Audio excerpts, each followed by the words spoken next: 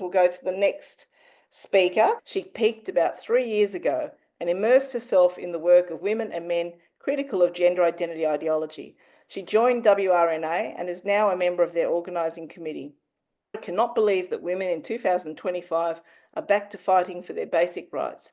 She also can't believe that the people who see her as the enemy include young and older women who have uncritically embraced this harmful ideology. Thanks very much. Over to you. So thank you for the invitation to speak tonight to Women's Declaration International Australia and New Zealand. I'm going to talk about who WRNA is, the Women's Rights Network Australia, an overview of our 2023-24 activities, how we've recently become incorporated, formed an organising committee, and I'll talk a little bit about our recent activities and what we hope to do in the future. So our primary objective is really simple. It's to defend the sex-based rights of women. We've just left it as simple as that. Our goals are to retain the hard-won rights of women and girls, including our right to single-sex spaces such as prisons, hospital wards, healthcare, changing rooms and toilets, to repeal policy and legislation that prioritise gender identity over sex. So, Jo, currently in Australia, under our Sex Discrimination Act, the definition of man and woman was removed in 2013, and gender identity became a protected attribute. And we currently have a couple of court cases on at the moment where gender identity is being given priority over sex.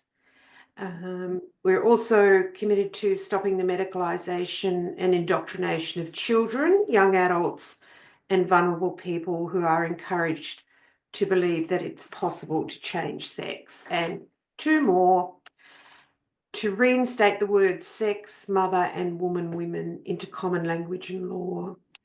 And also, of course, to support and work with other women's groups, efforts and campaigns across Australia and actually internationally to work together to defend the sex-based rights of women. So those are our 5 major goals. And how we operate is we're a non-partisan network of women across Australia. So we have women from all different political persuasions, which makes it interesting but fun. We're a volunteer, member-led organisation.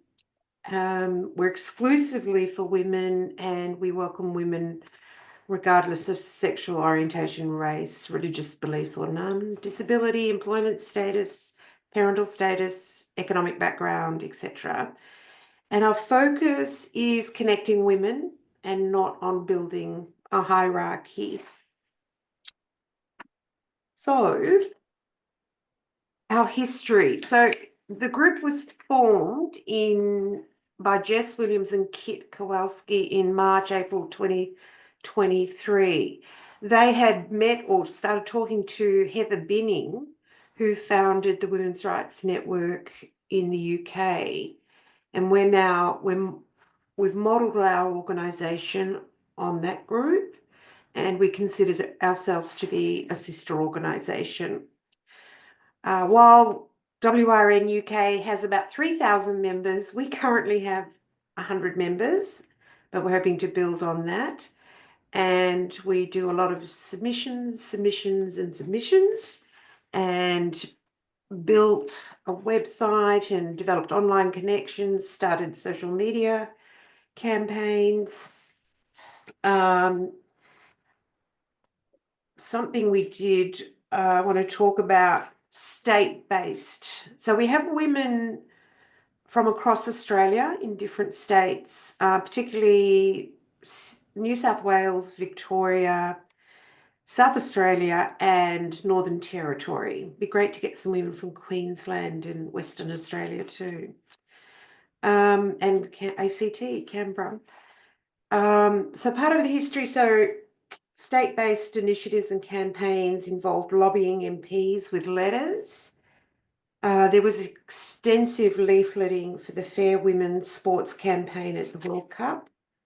South Australian members asked Julia Gillard, Jo, who was our first female Prime Minister, under whose leadership the Sex Discrimination Act was changed. So South Australian members asked Julia Gillard, what is a woman? And apparently that went viral. So that was a fantastic opportunity to question the person responsible for overseeing those terrible changes to our Sex Discrimination Act. Members contributed funds for billboards in Victoria and New South Wales for sports and sex self-ID campaigns. And then there was an 18-month-long campaign called This Is Not Equality. It was an intensive lobbying and collaboration with the LGB Alliance in Australia, Australian Feminists for Women's Rights, and the Coalition of Active Lesbians. A lot of work went on. And I've just got a few photos here. That's the billboard that we funded. And here's some leafleting and going on by members. So early 2024, we actually started to see a lot of membership burnout. And our general and specific public-facing activities started to slow down. Our co-founder, Kit Kowalski, had resigned, and there was a period where we had a leadership gap. We had no direct leadership. However, women continued to talk to each other and network, share information. There were state-based social get-togethers and some smaller lobbying and campaign activities. So then late last year, there was a call out to WRNA women to form an organising committee and sort of get things going again. And we formed it in, sort of late November. And we've been meeting every week since then for about an hour or 2 hours every Monday night. We see ourselves as being responsible for steering the strategic direction of the organisation and doing all the administrative stuff. We've got 9 women on that committee, all of whom are working really hard to get things going again. Now, so what have we done? The organisation was incorporated in December 2023 before the hiatus. So we have to, as an organising committee, we have to finish the incorporation processes. We're incorporated in New South Wales, but we have a national scope and remit. And we're currently working towards our first annual general meeting in, I think, July. And we'll do a proper election of organising committee roles according to, the model rules, the Constitution. So we're going through the Constitution to make sure it's fit for us. So we've used a sort of pro forma Constitution, and we're adapting that. We're finalising our operating documents, procedures and policies. We've got to tell everybody in the organisation, 100 members or so, that, we've become incorporated and now we need to have an AGM, collect fees, and we've been doing a lot of work on reviewing and updating our membership policies and processes. While we were on hiatus, it looks like, going through our sort of back-end tech, that more than 50 women had contacted Women's Rights Network Australia wanting to join.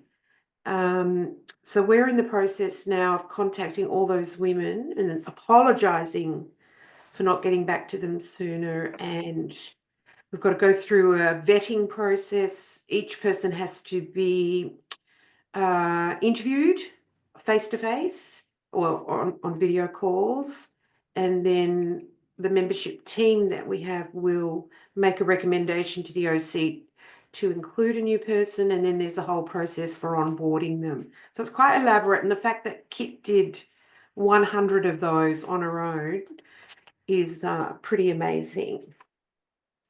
So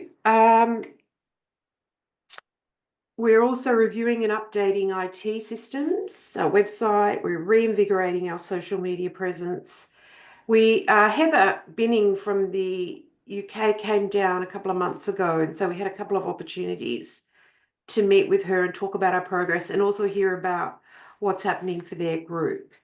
And of course, we've been campaigning around the federal election. So we managed to do a mass mail out to 700 sitting and prospective federal election candidates, with some help from an IT person at LGBT Alliance. So we developed a letter, and it went to all the major parties, all the candidates within the major parties. Do we expect them to respond? Not really. Do we want to highlight the issues that are going on for women's rights? We're particularly concerned about getting through to those politicians who might actually not have any idea that in Australia right now, men who claim to be women legally have the right to enter into women's toilets, changing rooms, prisons, domestic violence centres, refuges. We think some people actually don't know that. They don't realise the stark reality. So we're sure some, say members of the Green are going to tear up our letters or not respond or hate our campaign, but we're hoping to get through to people who may not have put much thought into defending sex-based rights. Okay, so upcoming activities. So we're going to start hoping, to contact all the women who have contacted WRNA over the last 6 months. We're planning on a strategic planning meeting after the federal election and our first AGM. We'll do more campaigning, lobbying, and submission. And basically, we just want to get louder and more well-known. So thank you for listening to an overview of what Women's Rights Network Australia is all about. I hope you found it interesting. We welcome contact from interested women who might want to join. The more the merrier. And that is it from me. Wonderful. Thank you.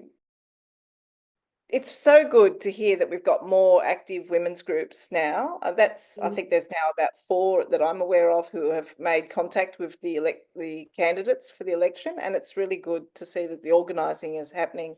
And of course, we all understand about the burnout because none of us, I don't believe, have any funding, and it's all volunteer effort that women are accommodating. So it's really good to hear about the efforts of WRNA, and there will no doubt be questions to come.